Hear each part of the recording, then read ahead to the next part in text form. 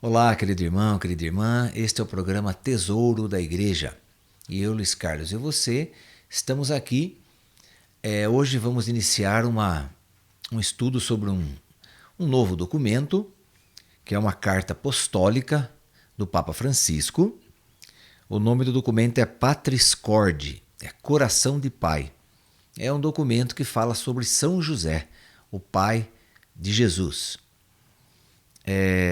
Essa carta apostólica foi emitida pelo Papa Francisco por ocasião do 150º aniversário da declaração de São José como padroeiro universal da Igreja.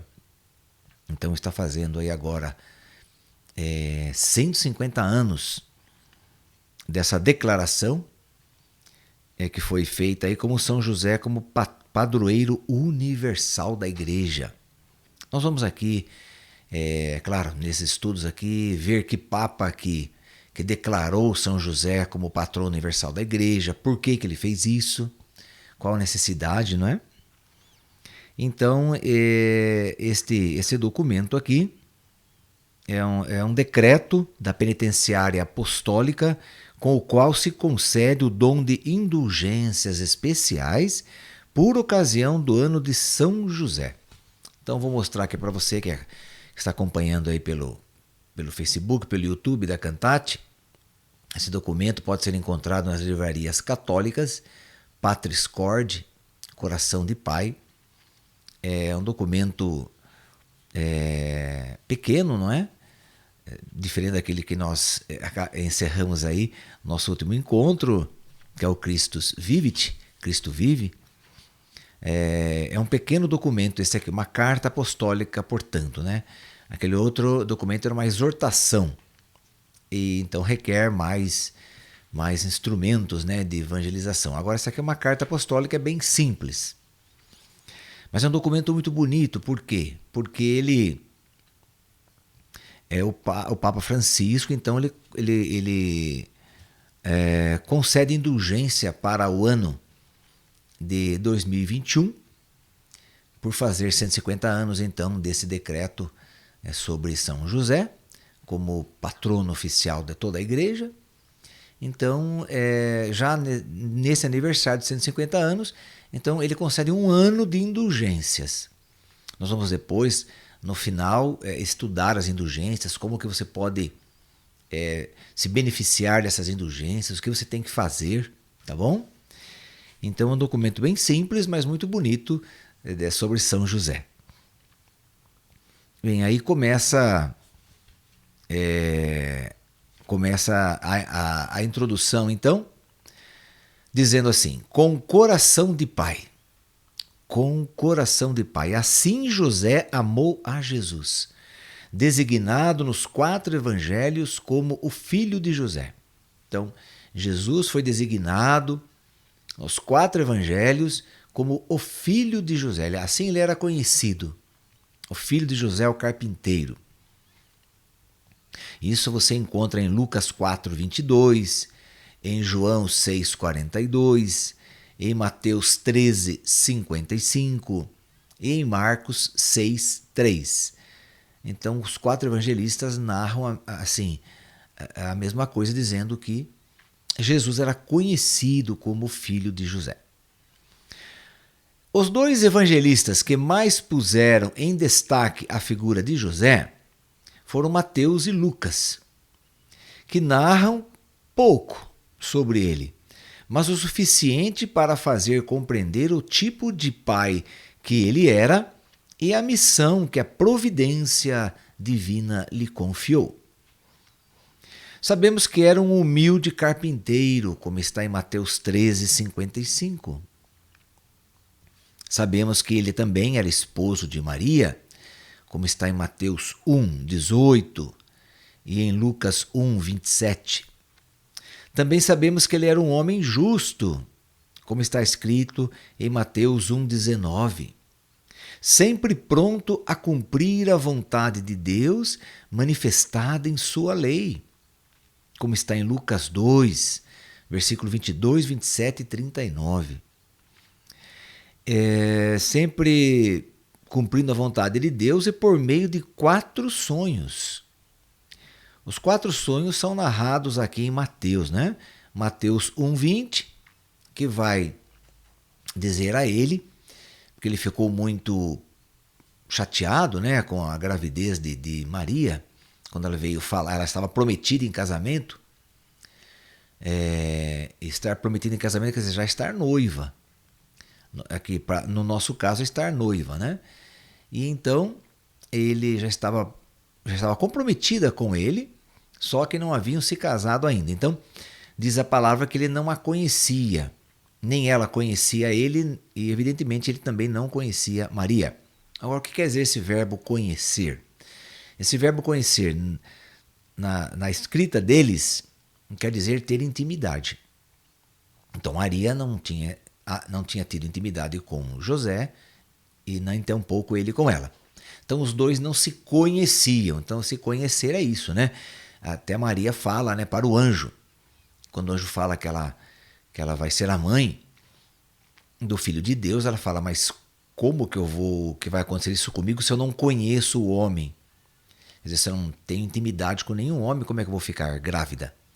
Daí o anjo explica para Nossa Senhora que é o Espírito Santo que colocará então a semente divina no ventre de Nossa Senhora, e ela então vai gerar o Filho de Deus. Não é filho de um homem, mas é filho de Deus. Por isso que o Espírito Santo é chamado de esposo de Maria também, né? E daí José fica perturbado quando Maria fala que está grávida. E então, naquele tempo, se a pessoa traísse, né? Se a mulher traísse o marido ou o prometido, então ela seria apedrejada até a morte. Bem, então, para não levar Maria a esse escândalo, ele resolve então ficar quieto e renegar Maria ali silenciosamente, sem falar para ninguém. Então ele talvez fosse pensar mais, rezar mais, não sei a ideia de José. Mas secretamente ele então ficou quietinho, não falou nada. E aí em sonhos então, como está dizendo aqui em Mateus 1:20, né? Mateus 1:20. Em sonho vem um anjo e fala para José que o que foi concebido em Maria foi por obra do Espírito Santo, foi por vontade de Deus. Então que ele não recusasse Maria, porque ela não traiu ele com nenhum outro homem, mas foi obra do Espírito Santo, obra de Deus, portanto. Esse foi o primeiro sonho, que está em Mateus 1:20. O segundo sonho, que está em Mateus 2:13, foi exatamente quando diz aqui a palavra, né? Que depois de sua partida, um anjo do Senhor apareceu em sonhos a José e disse: levanta-te, toma o menino e sua mãe e foge para o Egito.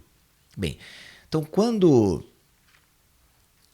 ele estava indo para o recenseamento, então foi emitida uma ordem. Quando Maria estava grávida, então, foi emitida uma ordem para que houvesse recenseamento em toda a terra. Quer dizer, todas as pessoas que tinham que ir ao seu local de origem para se cadastrar, né?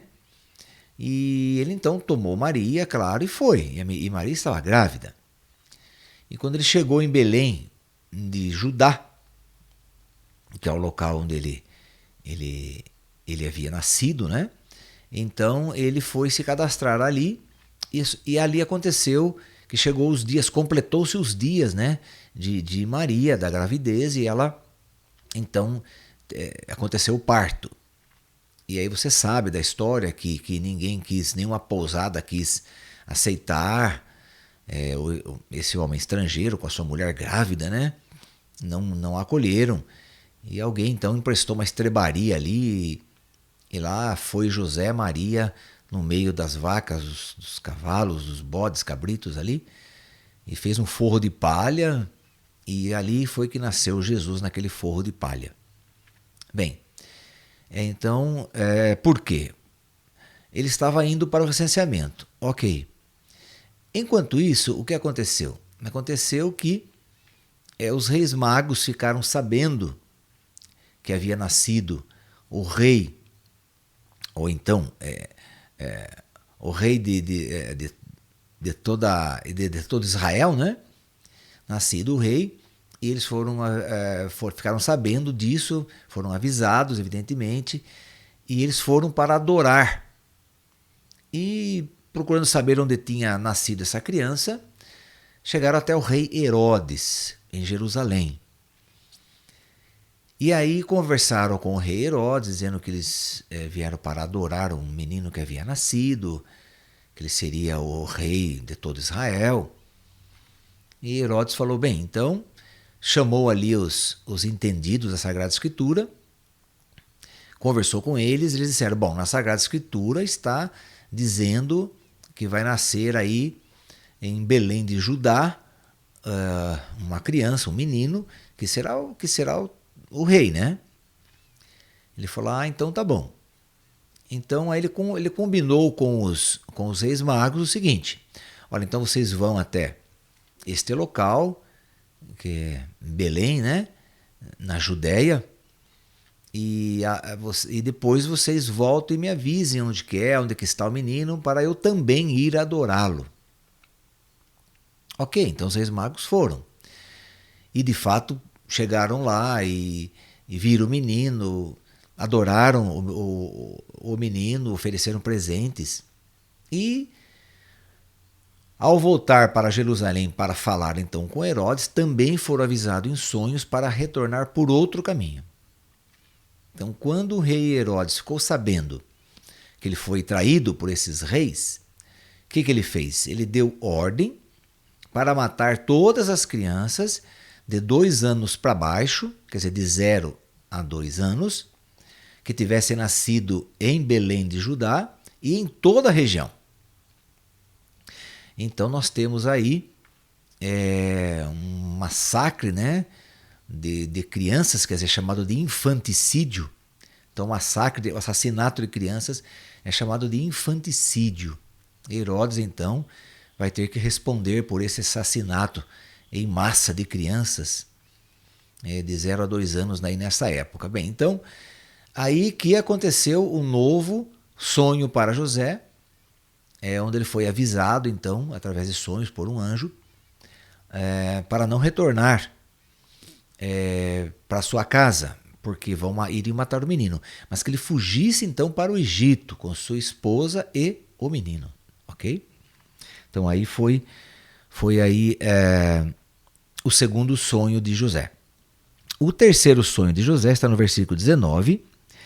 Com a morte de Herodes, o anjo do Senhor apareceu em sonhos a José no Egito e disse: levanta-te, toma o menino e sua mãe e retorna à terra de Israel, porque morreram os que atentavam contra a vida do menino. Então aí sim, ele foi avisado de que poderia voltar para a sua terra natal. Aí no versículo 22, um versículo depois, ou melhor, 2 versículos depois, né? Diz o seguinte: José levantou-se, tomou o menino e sua mãe e foi para a terra de Israel. Ok? Ao ouvir, porém, que Arquelau reinava na Judéia em lugar de seu pai Herodes, não ousou ir para lá. Porque o filho de Herodes que estava reinando agora. Ele era tão ruim quanto o pai. Aí, avisado divinamente em sonhos, retirou-se para a província da Galileia, em um lugar chamado Nazaré. Ali sim. Aí ele ficou muitos anos, desde então, claro, o período da infância de Jesus, toda a sua adolescência, a sua juventude. Então Jesus foi criado, na verdade, em Nazaré. Por isso que ele é chamado o Galileu, porque Nazaré pertence à região da Galileia, e é chamado de o Nazareno, porque quem nasce ou quem foi criado em Nazaré, portanto, é nazareno. Então Jesus da Galileia, ou Galileu, ou Jesus de Nazaré. Nazaré é a cidade onde ele foi criado. Então, quer dizer, não pôde voltar para Belém, a sua terra onde ele criou, né? Onde ele se criou, na verdade, conheceu Maria. Então não pôde voltar para lá. Daí nunca mais voltou, na verdade, né? Para morar. Porque Jesus dali completa mais ou menos seus 30 anos e daí ele já sai em missão aí segundo o chamado de Deus Pai, não é verdade? Bem, então são esses 4 sonhos que José teve, ok? Aí ele vai dar uma explicada aqui mais ou menos, né, também aqui nesses sonhos através de outros evangelhos, de Lucas também.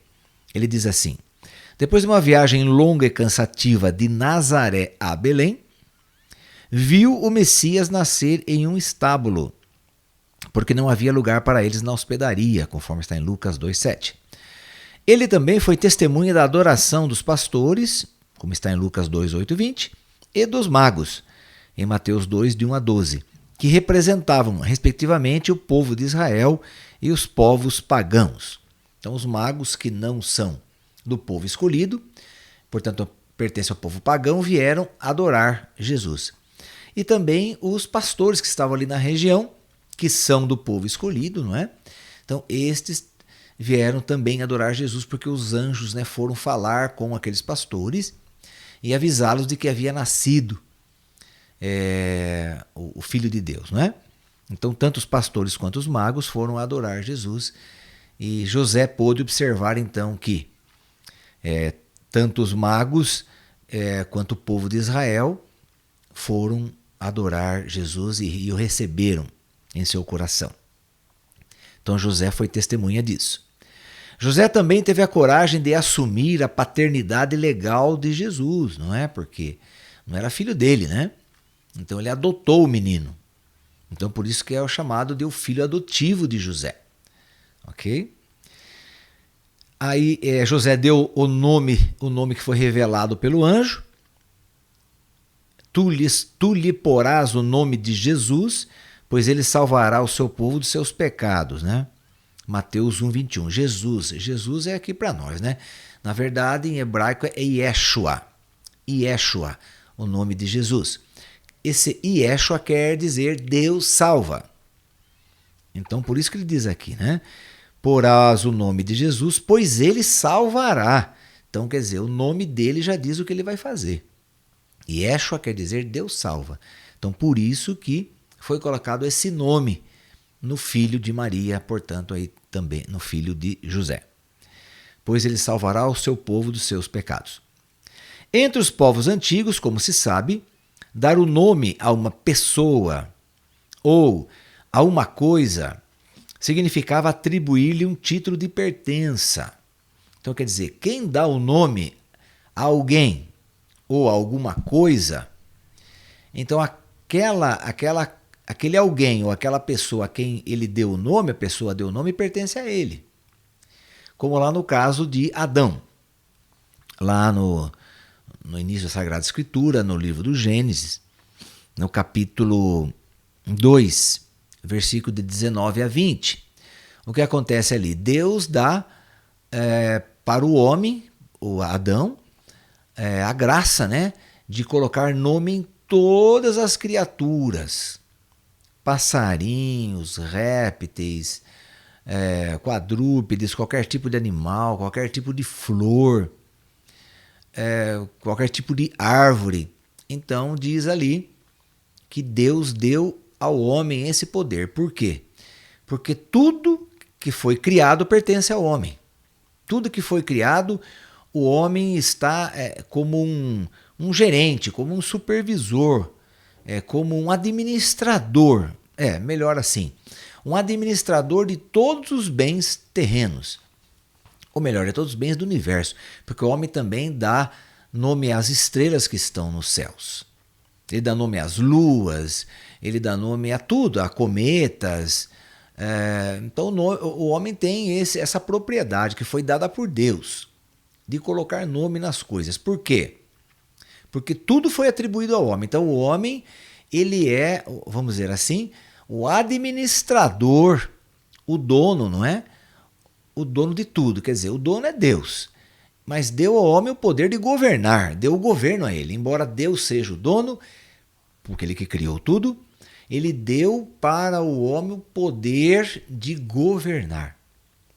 Então, o homem governa todo o universo.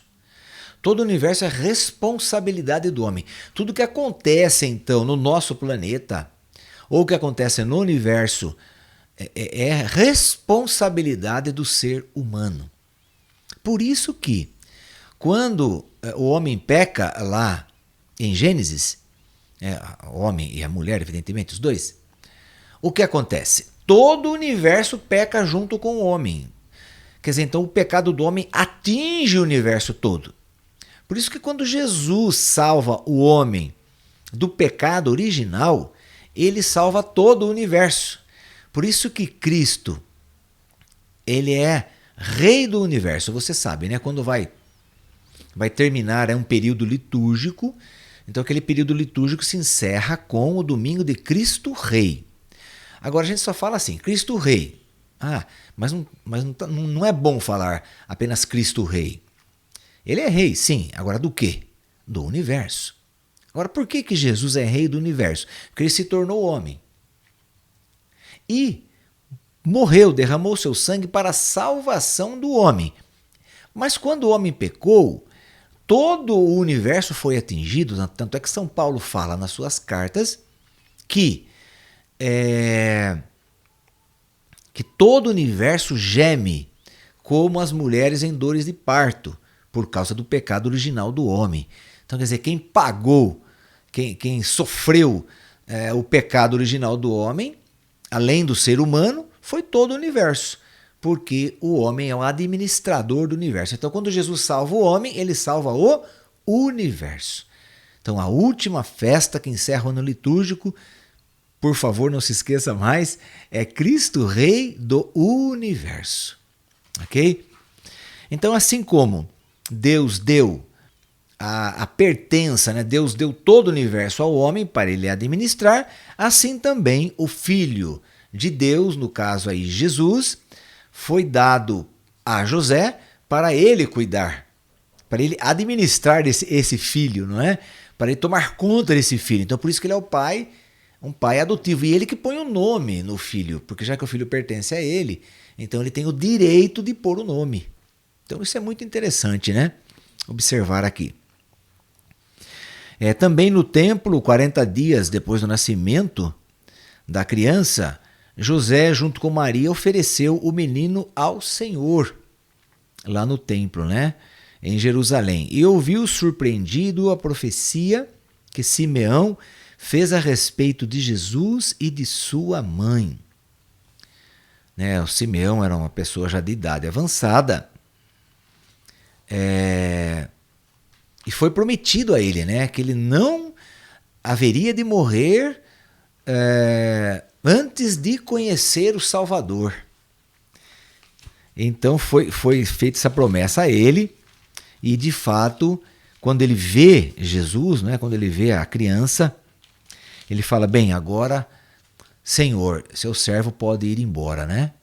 Porque meus olhos viram a salvação. Então isso está aqui em Lucas 2, versículo 22. Então Lucas 2, 22 a 35, né? A apresentação de Jesus no templo. Então, concluídos os dias de sua purificação, segundo a lei de Moisés, levaram-no a Jerusalém para o apresentar ao Senhor, conforme o que está escrito na lei do Senhor. Todo primogênito do sexo masculino será consagrado ao Senhor. E para oferecer o sacrifício prescrito pela lei do Senhor, um par de rolas ou 2 pombinhos. Ora, havia em Jerusalém um homem chamado Simeão. Este homem justo e piedoso esperava a consolação de Israel, e o Espírito Santo estava nele. Fora-lhe revelado pelo Espírito Santo que não morreria sem primeiro ver o Cristo do Senhor. Cristo, né? Cristo é um adjetivo, na verdade. Está ligado ao nome de Yeshua, de Jesus, que é um nome hebraico. Cristo é um adjetivo no grego, que quer dizer o Messias, ou ungido, o cheio do Espírito Santo. Mas é um nome grego, é um adjetivo. não é um apelido, tá? Apelido é outra coisa, mas é um adjetivo que foi colocado junto do nome dele para dizer a sua função, o que ele deveria fazer, né? Então, quer dizer, é o Deus que salva, cheio do Espírito Santo. Então, Yeshua quer dizer Deus salva. E Christos em grego quer dizer cheio do Espírito Santo. Pois bem, então é o Cristo do Senhor, né? Então, ele não morreria sem primeiro ver o Cristo do Senhor. Aí ele vai e, sendo impelido pelo Espírito Santo, foi ao templo naquele dia. E tendo os pais apresentado o menino Jesus para cumprir a respeito dele os preceitos da lei, tomou em seus braços e louvou a Deus nestes termos: Agora, Senhor, deixai o vosso servo ir em paz, segundo a vossa palavra, porque os meus olhos viram a vossa salvação, que preparastes diante de todos os povos, como luz para iluminar as nações e para a glória de vosso povo de Israel. E José presenciou tudo isso, testemunhou tudo isso. Claro, Maria também junto ali com ele. Também existia uma viúva ali no templo, né? Bom, isso nós vamos falar no nosso encontro de amanhã, que o nosso tempo já acabou aqui, né?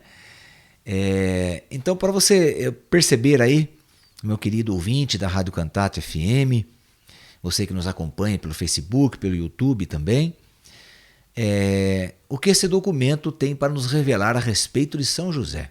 Então, um documento muito bonito, uma carta apostólica muito ungida e revela para nós um conhecimento muito, muito bacana de São José. Um homem que merece todo o nosso respeito, merece ser chamado de pai de Jesus, porque ele foi de fato um pai muito, muito presente na vida de Jesus e se esforçou para ser o melhor possível. Então nós vamos aqui estudar um pouquinho, né, nesses dias. É um documento pequeno, como eu disse, alguns dias de estudo, mas vale a pena. Vamos rezar a Virgem Maria Santíssima para que ela interceda por nós, para que possamos juntos continuarmos nossos estudos todos os dias, aí de segunda a sexta, né? Neste mesmo horário, ok? Ave Maria, cheia de graça, o Senhor é convosco. Bendita sois vós entre as mulheres e bendito é o fruto do vosso ventre, Jesus. Santa Maria, Mãe de Deus, rogai por nós, pecadores, agora e na hora de nossa morte. Amém. E que o Senhor nos abençoe em nome do Pai, do Filho e do Espírito Santo. Amém. Até o nosso próximo programa, se Deus quiser.